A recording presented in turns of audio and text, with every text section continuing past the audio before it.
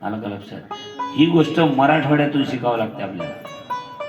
त्याच्या इथं नाव ठेवून असलं तरी कीर्तन, मेला तरी उचलस पर्यंत कीर्तन, तेरवी असली तरी कीर्तन, वाढदिवस असला तरी, गाडी घेतली आळंदीतले 10-5 लोक भरले की चालला गेला कुठं तर माझ्या घरी कीर्तन झालं.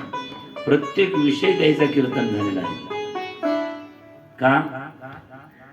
कारण विषय तो त्यांचा झाला नारायण.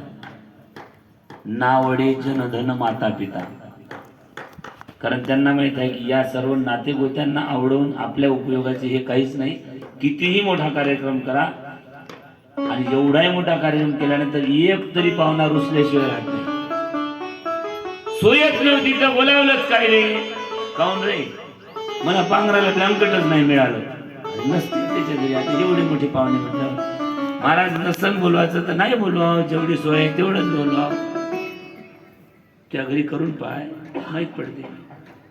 कितीही असो, कितीही लक्षपूर्वक लक्ष देणारा असू द्या, कमतरता कुठंतरी काहीतरी भासल्याशिवाय राहत नाही. एवढंच जर नाही सापडलं तर कढीमध्ये त्याच्या मीठ कमी होतं आणि भाजीला तिखट जास्त झालं होतं म्हणणारे माणसं आहेत. काय करतात त्याने जीव घालून? आम्ही म्हणत नाही, आम्ही मुकाट्यानं वरून मागून टाकून खातो, कारण आम्हाला 12 महिने खा लागते ना. म्हणून काय फायदा? कारण अन्न भूक भागवते. अन्न तारक आहे, अन्न मारक आहे. अन्न आज आहे, अरे तो खाल्लं तर काय, तर उद्या त्याला परत पुन्हा खावंच लागते. रात्रभर तर जगायचं आहे त्या अन्नाने, उद्या दुसरंच भेटणार आहे. पण मात्र लोक तसंही नाही, त्याच्याकरता ते तुमच्या कामीही येत नाही.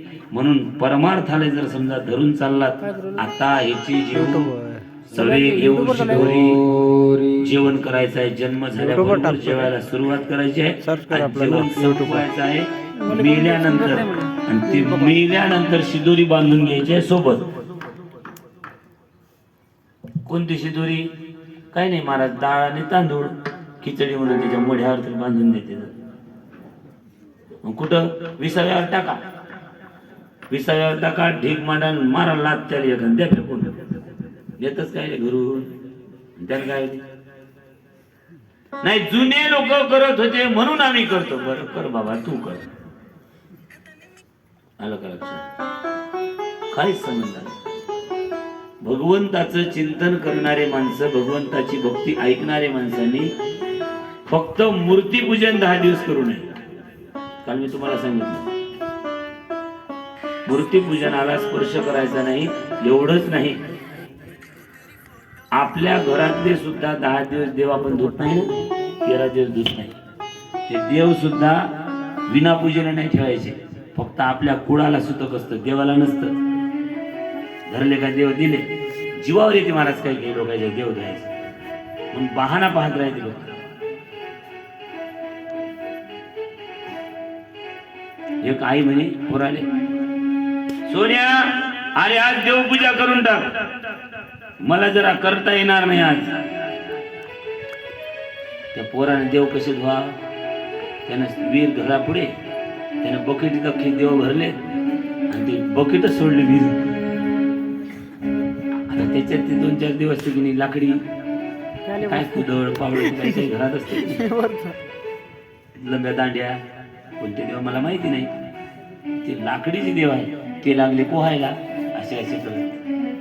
आणि ते पोहायला लागल्यानंतर 2 देव बकेटच्या बाहेर सटकले आणि ते सटकले की मग बकेट मध्ये यायला तयार नाही. याला वाटलं जास्त वेळ बकेट ठेवली तर पुन्हा देव जातील. यानं बकेट वर काढली आणि मग वर काढून मात्र देवाऱ्यात आईकडे आलं. पळत पळत सुटलं म्हणे, आई आता 20 दिवस देव धुवा लागत नाही. खाऊन रे, माणूस मेल्यावर 10 दिवस देव नाही धुत ना ग? नाही, आता 2 देव मेले म्हणे आपल्या घरी. आई म्हणे का काय रे सोन्या, तू खरंच तुला अक्कलच नाही. अगं अक्कल आहे मला, हात धरला मायचा आणि विहिरीपाशी नेलं, पाय मेले का नाही? ते त्याने आत्महत्या केली.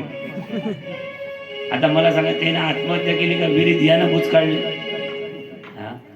आता 20 दिवस देव धुवायचे नाही, हे जीवावर येणं झालं. त्यानंच पुन्हा घरामध्ये काय तर पुन्हा वैताग आई द्यायला लागली. काही नखरे करू नको, देवपूजा कर गपचीप. कशी बशी केली. दुसरा दिवस उजेडला. दुसऱ्या दिवशी माय म्हणायला लागली, ए पूजा करून घे तेवढी. आणि हा काय रोजचा धंदा लागला. अगं आई तू मला रोज काय करायला लावतं पूजा. म्हणे आता नवीन नवीन लग्न झालं, वर्षभर पूजा तुलाच करावं लागतं. होतं म्हणे लेखाचं कधी बिघडलं, आता काही खरं राहिलं नाही. धरलं ती पाहून पण गेलं.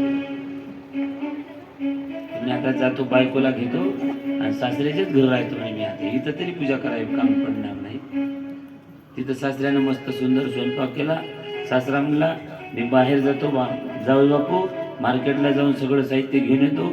नवीन नवीन जावई आले म्हणे सासू. नवीन जावयाच्या हातानं सुंदर कीर्तन करतात म्हणे, त्यांना पूजाही चांगली करता येत असेल. जावई बापू आमच्या घरातली तेवढी पूजा करून द्या बरं. जावई म्हणलेले का जिथे जावे तेथे कपाळ सरीसे. आता म्हणे हे देव आपल्या मागे लागले.